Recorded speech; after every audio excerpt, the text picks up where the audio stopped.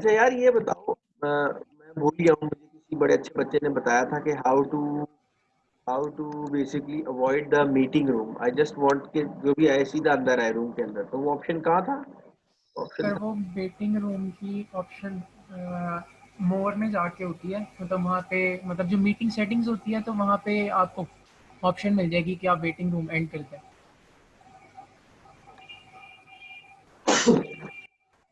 अल्हम्दुलिल्लाह।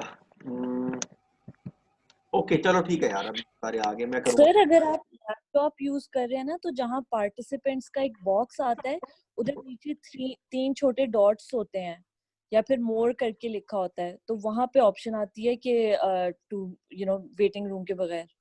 ओके, बिल्कुल सही कह रही हो तुम। मैं इस टाइम मोर पे हूँ और यहाँ पे लिखा हुआ है हाइड फ्लोटिंग मीटिंग कंट्रोल्स। ये सेटिंग्स हाइड पे होगा। नहीं नहीं, जहाँ पार्टिसिपेंट्स लिखा आ रहा होगा ना, हाँ, उधर ऑप्शन होना चाहिए कोई कि वेटिंग रूम ऑफ, इस तरह करके आता है। ठीक हो गया, थैंक यू सो मच। मैं ढूंढता हूँ। तब तक साथ में आप लोगों को जो जरूरी चीज बताने वाली है, बिकॉज वी हैव थोड़ा टाइम शॉर्ट है हमारे पास, हमने बुक भी डिस्कस करनी है। ओके, ये यहाँ से फ्रैक्चर हुआ और ये ड्रॉप करके नीचे और अंदर की तरफ गया हुआ है। तो to temporarily stabilize this, we can what we can do is intraorally हम जाके ना, तो जो इसके बिल्कुल नीचे मैक्सिलरी साइनस है, हम मैक्सिलरी साइनस को फिल कर सकते हैं with the help of different things. ठीक है, जैसे असद बता रहा था कि ये बिप पैक लग रहा है, तो वो सही कह रहा था कि बिप पैक टाइप की ही चीज लग रही है। Beep pack is basically bismuth iodine paraffin paste का पैक, क्योंकि बिस्मथ होती है तो दैट इज रेडियो ओपेक। ठीक है सर वो बेप पैक ही था। यार, वो that is not exactly BIPP pack. मैं तुमको बताता हूँ, this is basically a Foley's catheter in the Foley's catheter है। फोलिस कैथेटर, ये जो इसका बैग है ना, जो ब्लैडर में जाता होता है नॉर्मली, ये साइनस में गया हुआ है, इस जगह पे गया हुआ है। ठीक है, और इसको ना फिल किया हुआ है। अब मैं आप लोग को थोड़ा सा फोलिस कैथेटर बताता हूँ। Foley's catheter is basically is a device which is inserted in the urethra। ये होता है basically intra urethral Foley's cath है ये। ठीक है, यूरिथ्रा के अंदर इंसर्ट किया जाता है। इसके अंदर देखो, ये एक होल है, ये इसके अंदर ये एक होल है। इसके अलावा इसके अंदर होल्स होते हैं विच बेसिकली, जिसके अंदर से यूरिन निकल के यहाँ पे एक बैग अटैच हो जाता है, यूरिन का बैग वहां से हो जाता है। Basically we lubricate the urethra, we place this end in the urethra. ये वाला एंड ब्लैडर में जाता है। ठीक है, ब्लैडर में इसलिए जाता है क्योंकि हम इसके किया क्या जाता है कि ब्लैडर में जाता है और then we insert a syringe here और सेलाइन के साथ इसको फिल कर देते हैं इस बलून को। ये बलून मोट अभी छोटा है ना, ये फिर बड़ा हो जाता है। जब ये फुल बड़ा हो जाता है ना, इतना बड़ा कि ब्लैडर की अंदर जितना भी वॉल्यूम है वो सारा जब ये ले लेता है, तो ब्लैडर के अंदर का जो भी यूरिन ब्लैडर में आएगा ना थ्रू द यूरिटर्स, उसके पास कोई जगह नहीं होगी ब्लैडर में स्टे करने के लिए। तो वो राइट वे, क्योंकि पूरा ब्लैडर हमने फिल किया होगा, तो वो इस होल के थ्रू यूरिन इसके अंदर जाएगा और इधर से यूरिन बैग में चला जाएगा। ठीक है, आप लोगों ने आई होप अपने जनरल सर्जरी और जनरल मेडिसिन के अंदर पोलिश कैथेटर मैनेज किया हो, लेकिन ये इसकी टेक्निक होती है। So what we do is we put this end in the maxillary sinus and then we fill it up with normal saline. अब यहाँ पे रेडियो पे की इसलिए नजर आ रहा है क्योंकि ये इस तरह का पोलिश कैथ है जो कि जिसकी जो जो बैग है ना, छोटा सा छोटा जो बलून है, वो किसी रेडियो पेक मटेरियल का बनाया गया है ताकि उसकी लोकेशन देख ली जाए ब्लैडर के अंदर एक्सरे करके, क्योंकि ब्लैडर के अंदर ही है ना। तो ये एक्सरे करके वाटर व्यू हुआ हुआ है और उसके अंदर देखें आपको नजर आ रहा है कि बड़ा जबरदस्त सेंट्रल बलून या पोलिस कैथेटर टाइप की चीज अंदर पड़ी हुई है और उसने स्टेबल रखा हुआ है जाइगोमा। ठीक है, आज से कुछ अर्सा पहले लोग क्या करते थे, फ्रैक्चर फिक्स नहीं करते थे, अंदर ये बैग डाल के ना एंट्रल बलून या बेब पैक डाल के उसको स्टेबल करके छोड़ देते थे 3 मंथ्स के लिए, और फिर 3 मंथ्स के बाद वहां से निकाल लेते थे जाके उसको, जो भी टेम्पररी पैकिंग होती थी। but now we just do it intraoperatively to stabilize the zygoma so that we can fix it, और fix करने के बाद निकाल दिया। अब ये है जी कोरोनल अप्रोच। ये जो स्टील की देखो ये ना कान है पेशेंट का, ये इंसिजन दिया गया है और ये लूज एरियोलर टिश्यू है और यहाँ पे इंसिजन दे के यहाँ से यहाँ पे इंसिजन दे के इसको अब रिट्रैक्ट करने का काम चल रहा है। ये देखो ये ना स्कैल्प इज वेरी प्रोफ्यूज, यहाँ पे ना ब्लीडिंग देखो कितनी ज्यादा हो रही है। तो ये रैनीज क्लिप्स हैं, ये स्टील के। ये न्यूरो वाले बेसिकली न्यूरो सर्जरी वाले कोरोनल अप्रोच यूज करते हैं ना ज्यादातर, उन्होंने ये बड़ी जबरदस्त चीज निकाली हुई है रैनीज क्लिप्स। ये बिल्कुल जैसे क्लोज लाइन पे नहीं लगाते क्लिप्स हैंग करने के लिए कपड़ों को, उस तरह के क्लिप्स हैं ये। और this is done to control the bleeding in इस वाले एंड्स पे, इन एंड्स पे, बिकॉज इस जगह की कॉटरी नहीं कर सकते। कॉटरी इसलिए नहीं कर सकते क्योंकि हेयर लॉस हो जाएगा बाद में, ठीक है। ये देखो ये इंसिजन देखो, जिगजैग जो इंसिजन मैं आपको बता रहा था, ये जिगजैग दिया गया है, इसको ना स्ट्रेट नहीं है ये रैनीज क्लिप्स लगे हुए हैं, ठीक है। और ये अब आहिस्ता आहिस्ता एक्सपोजर की तरफ काम जा रहा है। अब ये देखो ये एक्सपोज करने के बाद ना ये पेशेंट का कान है, ये देखो ये कान है और ये सामने जाइगोमेटिक आर्च जा रही है। देखो ये फ्रैक्चर था, उसको पकड़ के ये प्लेट लगाई हुई है, लंबी सी प्लेट, ठीक है। ये आगे फ्रंटल जाइगोमेटिक फीचर पे और ये जाइगोमेटिक आर्च पे प्लेट लगी हुई है। ये देखो अब थोड़ा और क्लियर हो गई है, ये आर्च पे प्लेट है, ये फ्रंटल जाइगोमेटिक फीचर पे प्लेट लगी हुई है, ठीक है। ये बंद हो गया, चेक करो। ये जबरदस्त हीलिंग हो गई, बाल भी काटने नहीं पड़े पेशेंट के, बालों के अंदर से इंसिजन दिया जा सकता है, ठीक है। ये देखो ये आर्च किस तरीके से फ्रैक्चर थी और ये बाद में किस तरीके से स्ट्रेट हो चुकी है। पोस्ट ऑप एक्सरे करके देख लेना बड़ा जरूरी होता है। ये देखो कितना ज्यादा हार्डवेयर है, ये फ्रंटल बोन इसका फ्रैक्चर था तभी कोरोनल अप्रोच यूज की ना इस पेशेंट के अंदर, तो ये सारा का सारा फिक्स हो चुका हुआ है। अच्छा जी, और ये इंट्रा ओरली इसको देखो जाइगोमेटिक को मैक्सिलरी बटरस एरिया पे भी ये प्लेट लगी हुई है। ओके ओके, ये सारी ना रिडक्शन जो है ना वो अब हो रही है। ये देखो ये फ्रैक्चर था लेफ्ट साइड पे, ये फ्रैक्चर नजर आ रहा है सबको, आई होप सबको नजर आ रहा होगा। ये देखो काफी ज्यादा फ्रैक्चर है ये जाइगोमेटिक मैक्सिलरी बटरस एरिया। देखो इस जगह पे लाइन कितनी स्मूथ रन कर रही है, बट इस जगह पे देखें ये ब्रेक हुआ हुआ है इंफ्राऑर्बिटल रिम पे भी और बटरस पे भी। और इस जगह को फिर बाद में ये देखें फिक्स किया गया, इंफ्राऑर्बिटल रिम एरिया पे एक प्लेट लगी हुई है। वाटर ये जो एक्सरे होते हैं इनकी क्वालिटी बहुत मजेदार नहीं होती। ये आपको ना एक्सरे देखने आएंगे जब आप बार बार देखोगे। मुझे भी समझ नहीं आते थे एक्सरे स्टार्ट में, but with the passage of time you learn. ये देखें ये फ्रंटल जाइगोमेटिक स्विचर के ऊपर बहुत लंबी प्लेट लगाई हुई है। इतनी लंबी प्लेट वाले मैं नहीं लगाता हूँ, वैसे छोटी सी लगाता हूँ, ये बहुत लंबी प्लेट लगाई हुई है। अच्छा, अब ऑर्बिटल फ्लोर की कंसिडरेशंस करना भी जरूरी होता है। ऑर्बिटल फ्लोर हम लोग डिटेल में बाद में पढ़ेंगे, लेकिन इसके अंदर कुछ बातें फाइनल 5 मिनट हम जरूर पढ़ लेंगे। ऑर्बिटल फ्लोर फ्रैक्चर जो है ना वो हो सकता है प्योर और इम्प्योर, ठीक है। प्योर ऑर्बिटल फ्रैक्चर ये होगा कि टेनिस बॉल आएगा, आके ये टेनिस बॉल लगेगा ग्लोब के ऊपर। ग्लोब देखो ये रिंकल्स आ रहे हैं ग्लोब पे, ग्लोब टेंस हुआ, यहाँ पे था इंफीरियरली था लिगामेंट ऑफ लॉकवुड, उसके नीचे 0.3 mm thin paper thin bone होती है, ठीक है।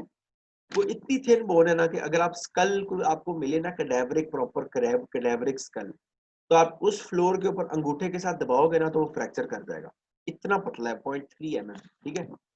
वो फ्रैक्चर जैसे ही करेगा ना तो रिम पेशेंट का बिल्कुल ठीक होगा और पीछे से ये फ्लोर फ्रैक्चर करके एनाफथैलेमस में चला जाएगा patient. That is called a pure orbital blow out fracture, ठीक है। इम्प्योर फ्रैक्चर ये होता है कि आगे से मुक्का पड़ा पेशेंट को बहुत जोर का, या कोई चीज लगी, स्टीयरिंग व्हील लगा, सीट बेल्ट नहीं पहनी हुई थी और स्टीयरिंग व्हील लगा के, ठीक है। या मैं आप लोग को बताता हूँ, मेरे पास पेशेंट एक दफा आया एंड फीमेल पेशेंट थी एंड उनके काफी सारे फ्रैक्चर्स थे एंड वो अपने आई हस्बैंड के साथ एंड जी कैसे चोट लगी जी, मैं जी सीढ़ियों से गिर गई। तो इस तरह के जब शेडी किस्म के बहाने आए ना तो, और मतलब जो कि सेंस ना मान रही हो, तो आप समझ जाया करें कि there is something fishy, maybe कोई डोमेस्टिक वायलेंस हुआ है, तो प्रॉब्लम हुई है। एक दफ़ा मेरे पास एक पेशेंट आई एंड वो पेशेंट थी मतलब she was not speaking much and she was a made किसी के घर पे एंड उनके साथ उनकी बाजी और भाईजान जो थे ना वो खड़े थे और वो दोनों बड़े परेशान। और उनकी जो थी ना, उनकी जो एक उन्होंने एक बनाई भी थी ना जो अपनी उनकी जो वाइब थी ना उन दोनों की, I did not like that vibe. ठीक है। एंड वो दोनों जो है ना वो basically they were asking too much questions. अच्छा ये कैसे होगा, ये क्या होगा? तो मुझे हल्का सा मैंने बोला जी अच्छा चोट कैसे लगी, उससे पूछा। मैं जैसे ही पूछने लगूं जवाब बाजी देना शुरू कर दे। तो मैंने बोला कि अच्छा अब मैं सुन तो रहा हूँ लेकिन मैंने कहा आप बताएं मुझे जो मेड थी कैसे लगी चोट। उसने मुझे बोला मैं जा रही थी बाहर, वो बंदे ने मेरे से मोबाइल छीना, मैंने उसको मोबाइल नहीं दिया तो उसने मुझे बहुत मारा उस बंदे ने। और वो फिर मैंने कहा अच्छा फिर मोबाइल लेके चला गया। तो उसने कहा कि मोबाइल है, मोबाइल की बात की तो एकदम से उन्होंने अपनी दोबारा बाजी की तरफ देखा। तो वो कहती है, बाजी कहती है कि जी जी वो मोबाइल भी लेकर चले गए। तो मैंने कहा ओके, मतलब उसको बताया गया था बस तुमने कहना है कि लगी, मतलब मोबाइल जो मुझे मारा, मोबाइल छीनने ऐसे मारा और बस मुझे यहाँ पर मैं इधर आ गई। फिर मैंने बोला अच्छा अच्छा जब ऐसी आपको वहाँ पे पड़ी तो वहाँ पे जब चोट लगी उसके बाद आप बेहोश हुई? तो वो कहती है कि हाँ। तो तो मैंने बोला अच्छा तो फिर आप बेहोश कितनी देर वहाँ पे पड़ी रहीं सड़क पे? फिर से बाजी कहती है उसकी बस ये 10-15 मिनट के बाद जो था ना मेरे ख्याल। मैंने आपको कैसे पता? तो कहती है बस वो वहाँ पे जो लोग थे उन्होंने बताया। तो मैंने कहा यार no it does not make sense, क्योंकि मैंने नेटफ्लिक्स बहुत ज़्यादा देख रखा था। तो मुझे जो था ना मेरे रेड लाइट्स ऑन हो गई सारी। तो आप लोगों के ख्याल में था बाजी ने और भाईजान ने मिल के मारा था उसको या वाकई उसके मोबाइल का सीन? फिर मिल के मारा था। सर मिल के मारा। यस, उसको मार पड़ी बेचारी को।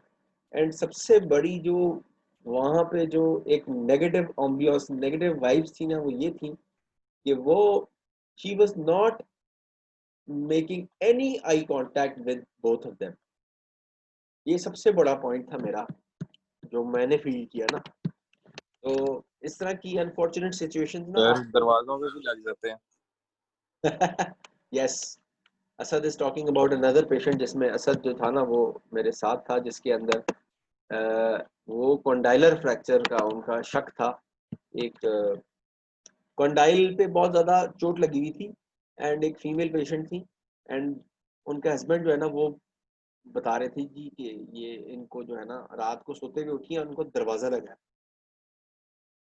26वां असद क्या था, 26वां रोज़ा था एंड ये उठी रात को एंड इनको इनको ना चलते हुए दरवाजा लग गया साइड चलते हुए पे इनको दरवाज़ा लग गया। और वो तो बेहोश हो गई वहां पे। वहां पे बेहोश हो गई और इतनी बड़े हार्ड दरवाजे बनाते हैं लोग। और हाँ मेरे ख्याल से वो दरवाजे के अंदर सर रख के लकड़ी के ही होते हैं स्टैंडर्ड। हाँ यही दरवाजा दरवाजा यार देखो, दरवाजे पे अगर आपका किसी का लेट से सर लगे ना तो सबसे पहले वो उसका कुछ सर लगेगा, उसकी कोई प्रोमिनेंट नोज लगेगी ना। फ्रंटल बोन डैमेज होगी ना पहले, सर सबसे उसने पहले। सर उसने मुक्के का नाम प्यार से दरवाजा रखा होगा। ओह हाँ हो सकता है। फिर दरवाजे में सर दे के दरवाजा भी तो मार सकते हैं ना। एग्जैक्टली। हाँ ये भी किया जा सकता है। वैसे वैसे बात तो ठीक है, लगा तो दरवाजा ही है ना। अगर इस तरह पीछे से बाल पकड़ के जैसे किसी भी तरह मारा। डुस। खैर we are joking about this but it's not, it's very sad actually. इस तरीके के केस आते हैं। मैं आपको सबसे पेनफुल केस बताने वाला हूँ आप लोगों को। सबसे पेनफुल जो मैंने अपनी लाइफ में देखा हुआ है वो ये था कि I received a 6 months old बच्ची। उसकी नेक पे मैंने देखा एक स्वेलिंग और वो रेड हुई। तो मैंने देखा और मैं डर्मोइड सिस्ट और ब्रैंकियल सिस्ट और मैं तो डेवलपमेंटल सिस्ट की तरफ सोच रहा हूँ ना। तो मैं टच करूं बच्ची को पेन हो, मैंने बोला यार ये तो ट्रॉमा लग रहा है। लेकिन ट्रॉमा नेक का ट्रॉमा कैसा ट्रॉमा है कि हेमाटोमा बना हुआ है इतनी छोटी बच्ची में, कैसे हुआ है? मैंने कहा एक्सीडेंट वगैरह हुआ। तो वो उसकी जो माँ थी ना, वो उसको समझ नहीं आई, फिर उसने बता ही दिया मुझे। उसने मुझे बोला कि जो है ना वो बहुत बिजार बात उसने की। उसने कहा था कि ये ना इसके वालिद साहब ने इसका पकड़ के गला दबाने की कोशिश की थी, एंड मेरा जॉ जो था वो फ्लोर पे था उस टाइम पे, लोअर जॉ। तो मैंने बोला कि व्हाट? तो उसने कहती है कि मैंने बोला आपका वो हस्बैंड किधर है, वो आपको अभी वही लेकर आए हैं? तो कहती है कि नहीं, वो नहीं आए, वो खुद आएंगे।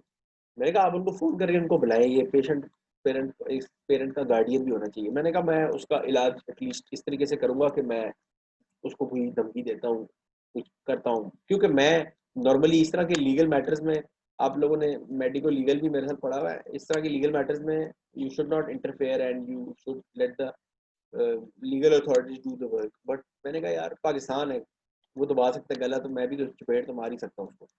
तो मैंने बोला कि वो किधर है? वो उसने कहा वो नहीं आए हुए। मैं कहा उनको आप बुलाएं। कहती नहीं वो तो नहीं आएंगे, मुझे पता है, ये वो उनका कसूर नहीं था। मैंने भी अपना जॉ उठाया ही था जमीन से, मैं दोबारा नीचे चला गया। मैंने कहा उनका कसूर नहीं था? कहती है हाँ, वो ना बहुत ज़्यादा प्रेशर में आ गए थे अपनी मदर के, तो मेरी सास ने उनको बहुत ज़्यादा बोला, तो उनको समझ नहीं आई, उन्होंने तंग आके ना इस तरीके से बोला, फिर मैं क्या करूँ, मार दूँ बच्ची को? मतलब वो छोटी बच्ची थी। आई आई गेस कोई इस तरह का इशू था, कोई हॉरिबल, कि वो पता नहीं उनकी पता नहीं क्या था यार। मैं तो मतलब सोच भी नहीं सकता हूँ क्या बकवास चल रही थी उनके माइंड में। बट उन्होंने कहा कि मैं इसको मार दूँ, और उसने गला पकड़ के दबाया। तो फिर मैंने बड़ी मुश्किल से छुड़वाया। मैंने कहा यार 6 महीने की बच्ची तो छोटी सी डॉल होती है, छोटी सी, उसको तो मतलब उसका तो लेरेंजियल फ्रैक्चर कितने आराम से हो सकता है, एक बंदा पकड़ के अगर दबाए, तो उसको तो अल्लाह ने बचाया है। तो मैं तो मैं हैरान हो गया यार। और मैं हमारे पास हम लोग हम लोगों के पास ना डेंटल ओपीडी में आप लोग बहुत कम इस तरह के केसेस देखोगे, लेकिन अगर आप लोग की अगर सर्जिकल ट्रेनिंग की और आपका रोटेशन आ गई ना जनरल सर्जरी में, तो वहाँ पर आप लोग को रोज इस तरह के बिजार केसेस मिलेंगे पाकिस्तान में। एंड अनफॉर्चुनेटली क्या किया जा सकता है? आप लोग को मशवरा दें ऐसी सिचुएशन में क्या किया जाए? Sir, we're supposed to take action. I mean, this is wrong. Yes, I mean, yes, legal बातें तो यही है कि वी जस्ट यार पाकिस्तान है लेकिन कुछ नहीं होगा इधर। अथॉरिटीज, एग्जैक्टली ये पॉइंट है ना, पाकिस्तान है तो वो मसलों में पड़ जाएंगे। एक्चुअली आपको जो जिसके साथ हुआ होगा ना वायलेंस, वो आपको बोलेगा नहीं करें। खैर वो आप अगर इसके लिटरेचर में डीप पढ़ोगे तो वो आप उसके ऊपर प्रेशर भी हो सकता है। आप उस बंदे को नहीं सुनते, आप सीधा अथॉरिटीज को फोन जरूर कर देते हैं। तो लीगल तरीका इसका ये है कि अगर आप नोट करें कि अब्यूज हुआ है, आपको हल्का सा भी शक हो, तो चाइल्ड सर्विसेज कॉल करें बच्चों के लिए। अगर किसी एडल्ट के साथ हुआ है तो you have to call in the police और एनी लीगल अथॉरिटी जो भी उस आपकी कंट्री की है, वहाँ आपने करना ही करना है। आई रिमेम्बर मैं किसी को जानता हूँ, बंदे को, वो बाहर किसी मुल्क में रहता है, वो अपने बच्चे को हॉस्पिटल लेकर गया, एंड वहाँ पे डॉक्टर ने उसका ब्लड टेस्ट जब बच्चे का किया तो उसकी हीमोग्लोबिन लो थी। तो ही ब्लेम द पेरेंट्स कि तुम्हारे बच्चे की हीमोग्लोबिन लो है, तुम अपने बच्चे का ख्याल नहीं रख रहे हो, अपनी बच्चे की डाइट का ख्याल नहीं रख रहे हो। तो वो जो पेरेंट्स, पाकिस्तानी पेरेंट्स, वो तो तब गए, उन्होंने कहा जी तुम क्या बकवास कर दी इसने मेरे सामने कि बच्चे का हम ख्याल नहीं रखते। हम हमारे तो पाकिस्तानियों की स्पेशली आदत होती है ना बच्चे को तो खिला खिला के मार देना। तो उनकी भी ऐसे हालात थे। उन्होंने कहा यार मतलब हम तो इसको खिला खिला के, और ये क्या बकवास कर रही है कि मैं अपने बच्चे का ख्याल नहीं रखा, ये वो कर दो call. And they called the services और फिर बड़ा सीन बना, और ये वो। तो वहाँ वेस्ट में यू सी मतलब you can do this, but इधर मुश्किल है यार हमारा। सर इधर रोज का चपेटे खाना। सॉरी, सर इधर हर रोज चपेटे पड़ती हैं, मतलब मुझे नहीं लेकिन कैजुअली। हाँ, लेकिन तुम बात फिर इसको भी पढ़ती हैं। अच्छा, जिसको पढ़ती है वही बोलता है। कहता है वही होता है, साथ है ना। ओके यार, लेक्चर हमारा अब ऑर्बिटल फ्लोर के ऊपर ना हम बहुत ज्यादा ध्यान, अब हमारा ज़ाइगोमेट्रिक कॉम्प्लेक्स खत्म हो चुका है टॉपिक, ठीक है। ऑर्बिटल फ्लोर का बस आपको मैंने थ्योरी बतानी थी कि नॉर्मली टेनिस बॉल इंजरी होती है, इसको हम कहते हैं hydraulic theory, hydraulic pressure theory. Hydraulic pressure theory क्या है? अगर आप लोगों को सवाल आएगा एग्जाम के अंदर, what are the different theories और ऑर्बिटल फ्लोर फ्रैक्चर, ठीक है, तो वो टू थ्योरीज है। नंबर वन थ्योरी है हाइड्रोलिक थ्योरी, और वो क्या है, इसके अंदर का जो पानी है ना, हाइड्रोलिक प्रेशर वो इंक्रीज होगा तो ऑर्बिटल फ्लोर टूट जाएगा। टेनिस बॉल के आई पे लगा, प्रेशर बढ़ा, इसके अंदर ग्लोब बहुत टेंस होता है, वो रप्चर नहीं करता, वो जाके फ्लोर तोड़ देता है। एक तो ये थ्योरी है। दूसरी थ्योरी है direct pressure theory. Direct pressure theory ये है कि मुक्का पड़ा डायरेक्ट ऑर्बिटल फ्लोर पे और यहाँ से फोर्स ट्रांसमिट होकर डायरेक्टली गई पीछे फ्लोर पे और फिर फ्लोर टूट गया। इंडिकेशंस ऑफ एक्सप्लोरेशन, मतलब हर फ्लोर टूटे हुआ फ्लोर को हम खोलते नहीं है। एनॉफ्थैल्मस ग्रेटर देन 3 mm हो तब करते हैं, limitation of extra ocular muscle हो तब करते हैं, ऑर्बिटल फ्लोर का डिफेक्ट हो, with herniation of soft tissues into the sinus. अगर डिफेक्ट छोटा होगा तो कुछ नहीं करेंगे, बट अगर डिफेक्ट के अंदर सॉफ्ट टिश्यू फंस गया है और फोर्स डिडक्शन टेस्ट के ऊपर आई ऊपर मूव नहीं कर रही और there is limitation to upward movement of eye, upward gaze में ना आई मूव पर नहीं मूव कर रही, तो फिर हम, इसका मतलब है कि जो इंफीरियर रेक्टस मसल है वो कहीं फ्लोर में फंसा हुआ है, और अगर हमने उसको जल्दी से ट्रीट नहीं किया ना तो उसमें एक फिनोमेना होता है, उसको हम कहते हैं वोकमैन्स कॉन्ट्रैक्चर, VOLKMANN, वोकमैन्स कॉन्ट्रैक्चर। और अगर कॉन्ट्रैक्चर बन गया ना वो, और आपने फ्लोर रिलीज नहीं किया, इंफीरियर रेक्टस मसल में कॉन्ट्रैक्चर बन गया, तो पूरी जिंदगी पेशेंट को डिप्लोपिया रहेगा। तो उसके लिए हम लोग इमरजेंसी उसको खोल कर ट्रीट करते हैं, CT स्कैन करना है, और ऑर्बिटल फ्लोर को एंड पे, अगर सिंपल फ्रैक्चर है उसको हम प्लेट के साथ, ऑर्बिटल फ्लोर को रिकंस्ट्रक्ट करने का तरीका ना प्लेट के साथ नहीं करते होते, वो सिर्फ रिम को करते होते हैं। फ्लोर को रिकंस्ट्रक्ट करने की टेक्निक होती है इधर ऑटोग्राफ्ट के थ्रू या एलोग्राफ्ट के थ्रू या एलोप्लास्टिक मटेरियल के थ्रू, जिसमें सबसे कॉमन जो है ना, इसमें सबसे कॉमन जो होता है ना वो होता है टाइटेनियम मैश। टाइटेनियम मैश वो यूज करते हैं हम लोग, ठीक है, वो मैं आपको बाद में पढ़ाऊंगा। आज का यार हमारा लेक्चर खत्म हो चुका है, हमारा लेक्चर लंबा हो जाता है, but thank you guys for staying.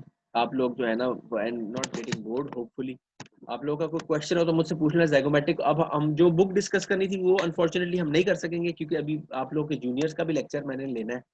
इंशाल्लाह I will see you guys, कल है ना हमारा लेक्चर, हाँ, लेट्स डिस्कस नीलिमा टुमारो। हाँ, कल हम शुरू करेंगे, ऑर्बिट थोड़ा सा करेंगे and then we will do नीलिमा को डिस्कस करेंगे, पहले नीलिमा कर लेंगे डिस्कस, ठीक है। चलो ये कर लेंगे बाद में। ओके, कोई क्वेश्चन हो यार तुम लोग तो पूछ लो please.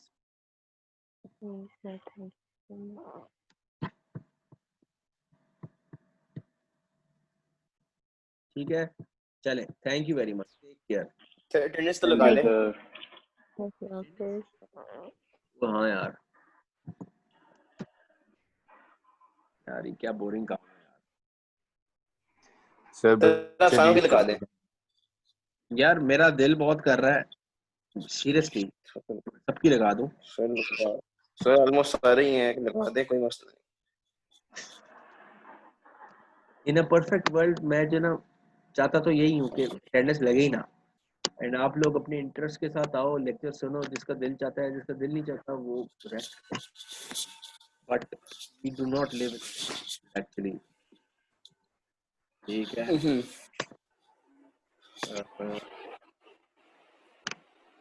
We live in a world unfortunately जिसके अंदर छोटी 6 महीने की बच्ची जो है ना उसका गला दबा देते हैं, दबाने की कोशिश की जाती है अनफॉर्चुनेटली, एंड ठीक हो गया।